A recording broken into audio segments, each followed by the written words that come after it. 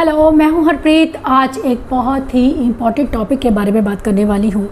Imitation एक ऐसा skill है जो कि बच्चों के लिए बहुत ही इम्पॉर्टेंट है। क्या आप जानते हैं कि इमिटेशन स्किल्स बच्चे 8 महीने की उम्र से ही बच्चे दूसरों को कॉपी करना शुरू कर देते हैं। वो हमें देखकर कई चीज़ें सीखते हैं और इसी वजह से उनमें प्रेटेंड प्ले स्किल्स, यहाँ तक कि gestures, body language, facial expression और इवन की बच्चे लैंग्वेज भी देखकर कॉपी करके पिक करते हैं। और ये सब चीज़ें बच्चे इस तरह से सीखते हैं कि एक ऐसी उनकी एज होती है कि बच्चे लगातार इस इमिटेशन के साथ में ही बच्चे चीज़ें सीखते हैं। बच्चे लगातार हमें कॉपी करते हैं, एनवायरनमेंट से चीज़ों को देखते हैं और उन्हें ही इमिटेट करते हैं। और इस इमिटेशन के साथ बच्चे सभी चीज़ें सीखते हैं, चाहे मैं प्ले स्किल की बात करूँ या स्पीच या लैंग्वेज डेवलपमेंट की बात करूँ। लेकिन ASD में प्रॉब्लम यह रहती है कि बच्चे आसपास के एनवायरनमेंट से कटे रहते हैं, डिसकनेक्टेड रहते हैं। बच्चे आपको देखते ही नहीं हैं, इसीलिए उनके लिए कॉपी करना भी मुश्किल होता है। कुछ बच्चों को ग्रॉस मोटर डिफ़िकल्टीज़ होती हैं, कुछ को फाइन, कुछ को ओरल मोटर डिफ़िकल्टीज़ भी होती हैं। इसीलिए आपको कॉपी करना या आपकी मूवमेंट को इमिटेट करना उनके लिए मुश्किल हो सकता है। यानी कि ABA थेरेपी के साथ हम बच्चों को यह स्किल सिखा सकते हैं।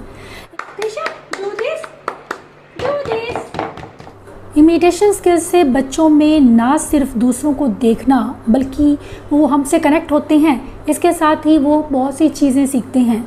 अगर मैं बात करूं कि इमिटेशन में बच्चे दूसरों के साथ कनेक्ट होना सीखते हैं, दूसरों को देखना शुरू करते हैं, उनमें अटेंडिंग स्किल्स आते हैं। इसके साथ ही वो टीचर को की हर एक हरकत को, हर एक मूवमेंट को नोटिस करते हैं, उनके फेशियल एक्सप्रेशन को देखते हैं, उनकी आंखों होठों को देखते हैं जब हम बात बोलते हैं। तो इससे भी मैंने देखा है कि कई बार बच्चे नॉन वर्बल होते हैं, अगर मैं उन्हें बोलती हूँ डू दिस, तो कुछ वक्त के बाद वो बच्चे डू दिस बोलना शुरू कर देते हैं। चाहे वो क्लियर नहीं बोलते हैं लेकिन वो बोलने की कोशिश करते हैं। तो आप खुद समझ सकते हैं कि कितने इंपॉर्टेंट होते हैं इमिटेशन स्किल्स बच्चों की लैंग्वेज को डेवलप करने के लिए। अगर मैं स्पीच की बात करूं तो पहले हम बच्चे को इमिटेट करना ही सिखाते हैं, चाहे मैं साउंड की बात करूं या फिर मैं बात करूं वर्ड्स की या सेंटेंसेस की। बच्चों को पहले इमिटेशन ही सिखाया जाता है। लैंग्वेज एक्विजिशन का यह एक इम्पॉर्टेंट स्टेप होता है जिसे हमें मिस नहीं करना है। और बच्चों को, अगर आपके बच्चे में इमिटेशन स्किल्स नहीं हैं तो उन्हें ये स्किल्स टीच करना और इन स्किल्स को डेवलप करना बहुत ज़रूरी है। इमिटेशन का मतलब होता है कि आपकी चीज़ों को बच्चा कॉपी कर रहा है। अगर आपने ये बोला है डू दिस, पहले हमने बोला है डू दिस, बच्चे ने आपको देखा, फिर हमने ऐसे किया। मूवमेंट जो मेरी है वो है क्लैप हैंड, डू दिस, इस तरह से, और फिर हमने बच्चे को करवाया। इससे बच्चा, जब हमने डू दिस बोला है तो बच्चे की अटेंडिंग स्किल, बच्चे को हमारी इंस्ट्रक्शन को फॉलो करना आ रहा है, वो हमें देख रहा है और वो हमें इमिटेट करना सीख रहा है। ये एक बहुत बड़ी चीज़ होती है, आपका बच्चा आपको देखकर वही चीज़ को कॉपी कर रहा है। हम इमिटेशन 2 तरह से बच्चों को सिखा सकते हैं। पहले हम नॉन वर्बल इमिटेशन या उसके बाद हम बच्चों को वर्बल में लेकर आते हैं। इमिटेशन में मैं 4 स्किल्स मानती हूँ कि पहले हम बच्चों को ग्रॉस मोटर इमिटेशन सिखाते हैं। जो ऑब्जेक्ट के साथ इमिटेशन की बात करूँ, ऑब्जेक्ट के साथ इमिटेशन का मतलब है कि हमने कोई चीज़ ली है और उसको कॉपी, जैसे कि टेबल को ही टैप करना है, तो टेबल को हमने लिया है, टेबल को टैप किया है, तो बच्चे को भी टेबल को टैप करना है। हमने डू दिस बोला है, उसको टेबल को टैप करना है। तो इस तरह से बच्चा समझ गया कि मुझे जो मैडम कर रही हैं सेम मुझे वैसा करना है। और धीरे धीरे हम इस जो नॉन वर्बल इमिटेशन, इसे हम नॉन वर्बल इमिटेशन कहते हैं, कि बच्चा जो भी आप कॉपी करें इसमें हम कोई वॉइस को यूज़ नहीं करें, सिर्फ हम डू दिस इंस्ट्रक्शन को यूज़ कर रहे हैं और बच्चा उसे फॉलो कर रहा है। लेकिन वर्बल इमिटेशन में हमारा कॉन्सेप्ट थोड़ा चेंज हो जाता है कि हम बच्चे को बोलना सिखाते हैं। वर्बल इमिटेशन के थ्रू हम वर्बल इमिटेशन में स्टेप बाय स्टेप बच्चे की लैंग्वेज डेवलपमेंट पे काम करते हैं। उसके बारे में आज का मेरा वीडियो है। लेकिन उससे पहले मैं थोड़ा सा इंट्रोडक्शन देना चाहूँगी नॉन वर्बल इमिटेशन के बारे में, कि नॉन वर्बल इमिटेशन बच्चों को सिखाना क्यों ज़रूरी है। अगर आपका बच्चा नॉन वर्बल है फिर भी वह आपको देखकर आपकी मूवमेंट को कॉपी कर रहा है, आपको देख रहा है, इसका मतलब है कि वो सीख रहा है। स्किल्स बच्चों में, स्पीच कई बार बच्चों में डिलीट हो सकती है, लेकिन आप उनमें वो फाउंडेशन स्किल्स को डेवलप कर रहे हैं जो उससे लैंग्वेज के लिए चाहिए। और इमिटेशन उसके लिए एक बहुत ही इम्पॉर्टेंट थेरेपी है। जब आप बच्चों के साथ में इमिटेशन करते हैं तो बच्चों में वो फाउंडेशन स्किल्स डेवलप होने शुरू हो जाते हैं, बिल्ड होने शुरू हो जाते हैं और डेवलप होने लगते हैं जब आप बच्चों के इमिटेशन स्किल्स पर काम करते हैं। इमिटेशन को हम एक्शंस के थ्रू पहले ग्रॉस ऑब्जेक्ट के साथ ले सकते हैं या फिर एक्शन के साथ में, जैसे मैंने बोला डू दिस या फिर रेज आर्म्स, इस तरह से करवाना। इसके बाद हम धीरे धीरे बच्चों को 2 स्टेप दे सकते हैं। अगर आपका बच्चा नॉन वर्बल है स्टिल, फिर भी आप उसे दे सकते हैं। अगर बच्चा वर्बल है या नॉन वर्बल भी है तो उसे बोलने सिखाने के लिए हमें इमिटेशन को किस तरह से यूज़ करना है, अब इस बारे में बात करेंगे। इमिटेशन से बच्चे जो हैं जिनको ओरल मोटर डिफ़िकल्टीज़ होती हैं, क्योंकि बच्चे अक्सर 3 या 4 साल की उम्र तक अगर आपका बच्चा नहीं बोल पा रहा है तो उसको ओरल जो मोटर होता है उनका वीक होना शुरू हो जाता है, जिसकी वजह से बच्चों में वर्बल स्टीमिंग जैसे इश्यूज़ आने शुरू हो जाते हैं या माउथिंग के इश्यूज़ आने शुरू हो जाते हैं। बच्चे कुछ ना कुछ मुंह में लेने लगते हैं, वो इसी वजह से क्योंकि उन्हें वो इनपुट नहीं मिल रहा है। और जब बच्चे बोलना शुरू कर देते हैं तो ये बिहेवियर अपने आप बच्चों में कम हो जाते हैं, और ये बिहेवियर कम तब होंगे जब हम बच्चों के कुछ स्किल्स पर, उनके ओरल मोटर पर काम करेंगे। और इमिटेशन एक बहुत अच्छा ज़रिया है बच्चों के ओरल मोटर स्किल्स को डेवलप करने का। ओरल मोटर स्किल्स को डेवलप करने के लिए सबसे पहले ज़रूरी है कि बच्चे में वो ओरल मोटर स्किल्स आएँ, जैसे कि ब्लोइंग। कुछ बच्चों को ब्लोइंग, कुछ बच्चों के लिए सकिंग बहुत ही मुश्किल होती है, क्योंकि उनके ओरल मोटर डिसफंक्शन इतना अधिक होता है, इतना ज़्यादा होता है कि बच्चे अपनी माउथ मूवमेंट को यूज़ ही नहीं कर पाते हैं। तो ऐसे में हमें उनके इन माउथ जो एरिया है उस पर काम करने की ज़रूरत होती है, ताकि जो अंदर के उनका ओरल सिस्टम है वो सही से डेवलप हो। इसके लिए हम सिंपल कागज़ ले सकते हैं और उसे इस तरह से ब्लो करके सिखा सकते हैं कि उसे ब्लो करना है। खुद हमने ब्लो किया इस तरह से, फिर कागज़ को रखा और बच्चे के सामने बोला कि डू दिस, और बच्चा उसे ब्लो करे। चाहे बच्चा आपका ब्लो करे या ना करे, लेकिन वो धीरे धीरे समझने लग जाएगा कि मुझसे क्या एक्सपेक्ट किया जा रहा है। और बहुत से बच्चे हैं जो धीरे धीरे करके बच्चे ब्लो करना शुरू कर देते हैं। वो इस तरह से आप इमिटेशन के साथ में बच्चों को ब्लो करना सिखाते हैं। इसी तरह से सकिंग की बात करूँगी। अगर आपका बच्चा सकिंग नहीं जानता है तो एक मोटी स्ट्रॉ के साथ में आप बच्चे को, नॉर्मल जो स्ट्रॉ होती है उसके साथ में सिंपल बच्चे को पानी या फिर जो उसकी फेवरेट कोई रेनफोर्सर है उसके साथ में बच्चे को सकिंग सिखा सकते हैं। ये 2 ऐसे इंपॉर्टेंट स्किल हैं जो ओरल मोटर सिस्टम के लिए बहुत ज़रूरी हैं, स्पीच के लिए बहुत ज़रूरी हैं। उसके बाद हम आते हैं ओरल मोटर इमिटेशन पर।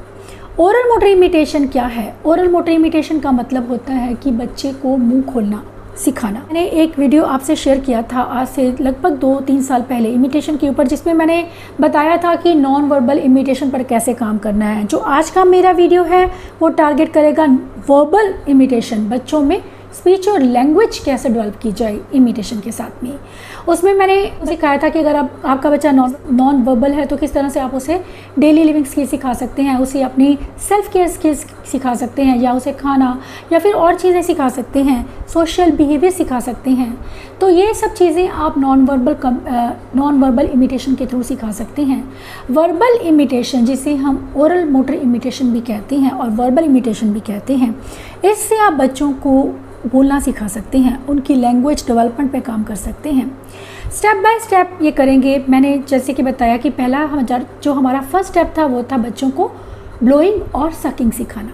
अब जो नेक्स्ट स्टेप है हमारा वो होता है बच्चों के ओरल मोटर इमिटेशन पर काम करना, यानी कि हम मुंह खोल रहे हैं। अगर बच्चा आ भी नहीं कर रहा है तो सिर्फ बच्चा अगर आपका मुंह खोल रहा है तो बहुत बड़ी बात है। इसके अलावा टंग मूवमेंट पे काम करना कि टंग बाहर आप निकालिए, बच्चा आपके इमिटेशन में टंग को बाहर निकाले, या फिर टंग को आसपास मुंह के घुमाना बहुत अच्छी एक्सरसाइज है और इससे बच्चों को इनपुट मिलता है। उनके जो टंग मूवमेंट है उससे बच्चों में स्पीच डेवलप होनी शुरू होती है जब बच्चों के आप ओरल सिस्टम पर वर्क करते हैं इमिटेशन के साथ में। इसके अलावा किस का करना या फिर अलग अलग तरह के मुंह बनाना ओरल मोटर इमिटेशन का हिस्सा है। और बच्चों को ये सब चीज़ें, मुंह में हवा भरना, हवा को निकालना, हवा को छोड़ना, इस तरह से भी आप बच्चों के ओरल मोटर सिस्टम पर काम करते हैं। ओरल मोटर सिस्टम पर काम करने के साथ साथ आप बच्चों में वो डिसफंक्शंस जो बच्चों में वर्बल स्टीमिंग के इश्यूज़ होते हैं या जिन बच्चों को माउथिंग के इश्यूज़ होते हैं, आप उन समस्याओं को भी कम करते हैं। और ओरल मोटर हमारा नेक्स्ट स्टेप होता है। और ओरल मोटर तक जाते जाते कई बार इमिटेशन लोग बंद कर देते हैं, लेकिन हमें बंद नहीं करना है। इस इमिटेशन को हमें यूज़ करना है बच्चों में स्पीच और लैंग्वेज को डेवलप करने के लिए। ओरल मोटर इमिटेशन के बाद जो नेक्स्ट हमारा स्टेप होता है वो है जेस्चर इमिटेशन। जेस्चर्स का मतलब क्या है कि बच्चा आपकी मूवमेंट को पकड़े, क्योंकि जब आपने बच्चे के ग्रॉस मोटर स्किल्स पर काम कर लिया है तो बच्चे आपकी मूवमेंट को पकड़ना शुरू कर देते हैं। जेस्चर्स का मतलब है वेव करना किसी को बाय कहने के लिए, या फिर नमस्ते करना किसी को ग्रीट करने के लिए। ये सब चीज़ें बच्चे हमें देखकर सीखते हैं। हम बच्चों को ये चीज़ें ABA थेरेपी के थ्रू सिखा सकते हैं, क्योंकि अक्सर बच्चों को किसी के साथ बात करने में, किसी को ग्रीट करने में ये प्रॉब्लम्स अक्सर होती हैं, और इमिटेशन के साथ में आप बच्चों के इन स्किल्स पर काम कर सकते हैं। यह जो इमिटेशन है, बाय, हेलो या फिर पानी, खाना, इस तरह से जो ये चीज़ें हैं, ये बच्चों में इमिटेशन, बच्चा रिलेट कर लेता है कि इस वर्ड को, इस एक्शन को मेरा मतलब है कि खाना, इसे हम खाने के लिए यूज़ कर सकता हूँ मैं। क्योंकि अगर आपका बच्चा नॉन वर्बल है तो उसका एक ये आपको एडवांटेज रहता है कि बच्चे आपको साइन के थ्रू बताना शुरू करते हैं। बच्चे जब अपनी बेसिक नीड्स को भी आप यूज़ कर सकते हैं बच्चे को कराने के लिए, सिखाने के लिए कि वो अपनी बेसिक नीड्स बता सके, तो हम खाने का साइन, पीने का साइन उसे इमिटेशन के साथ सिखा सकते हैं। इसे हम जेस्चर इमिटेशन कहते हैं, यानी इशारों में बताना। हम साइन लैंग्वेज भी कहते हैं, जो कि बच्चों को सिखानी अर्ली एज में बहुत ज़रूरी है, ताकि बच्चे कम से कम अपनी बेसिक नीड्स को कम्युनिकेट कर पाएँ। लेकिन हमारा टारगेट सिर्फ बच्चे को साइन लैंग्वेज सिखाना नहीं है, हम उसकी स्पीच पर भी साथ साथ काम करेंगे। चाहे आपका बच्चा नहीं बोलता है, लेकिन वो बोलेगा ज़रूर अगर हम इन स्टेप्स को फॉलो करेंगे। अब बात करूंगी कि प्ले स्किल्स के, प्ले इमिटेशन की। प्ले इमिटेशन का मतलब होता है कि बच्चा आपको देखकर सीखे। प्रिटेंड प्ले की भी बात करूं कि बच्चे आपको देखकर सीखते हैं, लेकिन नॉर्मली बच्चे आपको देखकर नहीं सीखते हैं, क्योंकि बच्चे डिस्कनेक्टेड रहते हैं, वो अपने आप में लॉस्ट रहते हैं, जिस वजह से वो आपको नोटिस ही नहीं करते हैं। और बच्चे प्रिटेंड प्ले नहीं सीखते हैं, और उनकी एक जो एज होती है ये चीज़, उसमें आप देखेंगे कि बच्चा इनअप्रोप्रिएट वे में टॉयज़ के साथ में प्ले करते हैं। या तो वो टॉयज़ को देखते ही नहीं है, बर्तनों के साथ खेलना पसंद करते हैं, धागों के साथ खेलना पसंद करते हैं, या कागज़ के रैपर्स या पत्तों के साथ खेलते हैं, लेकिन टॉयज़ में उनका इंटरेस्ट काफ़ी कम रहता है, क्योंकि वो जानते ही नहीं कि उसे किस तरह से खेलना है। तो ऐसे में हम बच्चे को उनके प्ले इमिटेशन के साथ में बच्चों की प्ले स्किल्स पर काम कर सकते हैं, उन्हें सिखाकर। ये लैंग्वेज डेवलपमेंट का एक स्टेप है, बहुत ही इंपॉर्टेंट स्टेप है, और इसे हमें बिल्कुल मिस नहीं करना है। बच्चे को कार दिखानी है और बच्चे को चलाकर बताना है रूम, इस तरह से हमें साउंड निकालनी है कार की। देखो कार चल रही है, रूम। इसी तरह से बा बा बा बस, बा बा बा बस। ये एक चीज़ जो है बच्चा आपके मुंह की तरफ देखता है। बच्चे ग्रॉस मोटर इमिटेशन में ही पहले ही आपको नोटिस करना शुरू कर देते हैं। जब आप ओरल मोटर पे काम करते हैं तो बच्चे आपकी लिप्स की मूवमेंट को देखना शुरू कर देते हैं, जिससे बच्चों में स्पीच बहुत जल्दी डेवलप होती है। अब एक और चीज़ होती है कि आप एनिमल्स भी ले सकते हैं। अगर आपके बच्चे को एनिमल पसंद है, कुछ बच्चों को व्हीकल्स पसंद होते हैं, तो उनकी पसंद की चीज़ लीजिए। अगर एनिमल पसंद है तो डक लीजिए, डक बोलेगी quack quack quack quack, cat बोलेगी म्याऊ म्याऊ। इस तरह से वेरिएशन लाना साउंड में, एक्साइटमेंट आवाज़ में होना, कि बच्चा ऑटोमेटिकली आपकी लिप मूवमेंट को नोटिस करे। अब मैं बात करूंगी साउंड इमिटेशन के बारे में। साउंड इमिटेशन क्या है? साउंड इमिटेशन की शुरुआत हम प्ले के थ्रू कर चुके हैं ऑलरेडी। बच्चे को बा बा बबल्स, या फिर रूम, या फिर क्वैक क्वैक, म्याऊ, बऊ, ये चीज़ें, म्यू, ये चीज़ें हम बच्चों को एनिमल साउंड्स या उनके व्हीकल की साउंड पर काम करके सिखा सकते हैं। नेक्स्ट जो हमारा स्टेप होता है बच्चे को एक एप्रोप्रिएट साउंड सिखाना, और वो हम सिखाते हैं बच्चों को साउंड इमिटेशन के साथ में। साउंड इमिटेशन पे हमें कैसे वर्क करना है, बिल्कुल सिंपल साउंड्स लेनी है स्टार्टिंग में, जैसे कि मा, प, द। ये सब साउंड्स जो सीक्वेंस है ये मेरी मैगजीन में आपके लिए रहेगा कि आप किस तरह से आपको कौन सी साउंड पर पहले काम करना है।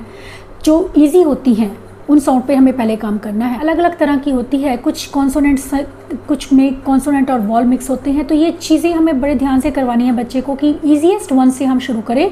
मा, प, ब, ये ईजीएस्ट साउंड है और इनसे हम स्टार्ट करेंगे, फिर इंटरमीडिएट लेंगे और उसके बाद हम डिफ़िकल्ट साउंड ले सकते हैं, लेकिन स्टार्टिंग हमें ईजीएस्ट से करनी है। जैसे कि हमें बोला मा, पा, डू दिस, पा, डू दिस, मा, माँ, मम्मा की फ़ोटो ली, माँ, पापा की फ़ोटो ली, डू दिस, पा।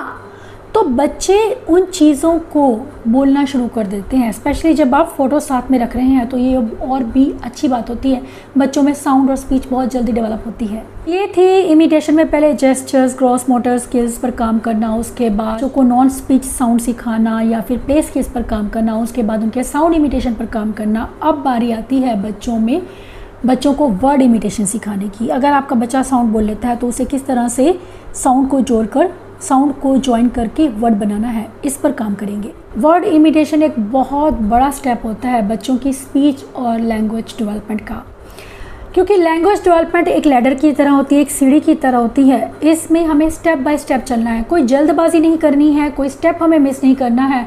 और जो मैं स्टेप्स आपको बता रही हूँ, अगर आप इस तरह से करेंगे तो बच्चों में स्पीच और लैंग्वेज ज़रूर और जल्दी डेवलप होगी। अब एक चीज़ होती है कि जब वर्ड इमिटेशन की बात होती है तो साउंड से वर्ड पर आना थोड़ा मुश्किल हो सकता है। तो हम पहले माँ फ़ोटो हमने ली है, माँ बोलना बच्चे ने शुरू कर दिया है तो माँ दोनों सेम है, पा दोनों ही कॉन्सोनेंट सेम है।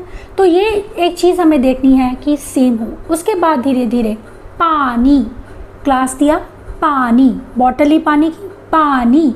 तो बच्चे आपको इमिटेट करना शुरू करें। अब जो हमारा नेक्स्ट है, अगर मम्मा पापा बच्चे ने बोलना शुरू कर दिया है, दादा बोलना शुरू कर दिया है, तो हम थोड़ा सा चेंज करेंगे, पानी।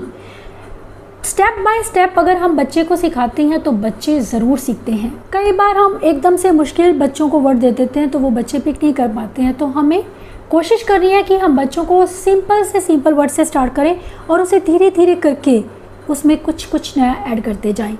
तो इस तरह से जब आपके बच्चे पानी, फिर हम उसको फ्रेसेस पे लेकर आते हैं, पानी दे दो, डू दिस, बोलो पानी दे दो। इस तरह से हम जब बोलते हैं तो बच्चे फ्रेसेस पर भी आना स्टार्ट करते हैं। इस तरह से हमने फर्स्ट स्टेप से लैंग्वेज को, किस तरह से बच्चे की लैंग्वेज एक्विजिशन पर काम किया है, किस तरह से हमने उसकी लैंग्वेज डेवलपमेंट पे काम किया है और बच्चा किस तरह से धीरे धीरे करके लैंग्वेज को पिक करता जा रहा है, जो कि डेवलपमेंट के लिए, उनकी स्पीच और लैंग्वेज डेवलपमेंट के लिए, उनके सोशल डेवलपमेंट के लिए, इमोशनल डेवलपमेंट के लिए बहुत ज़रूरी है।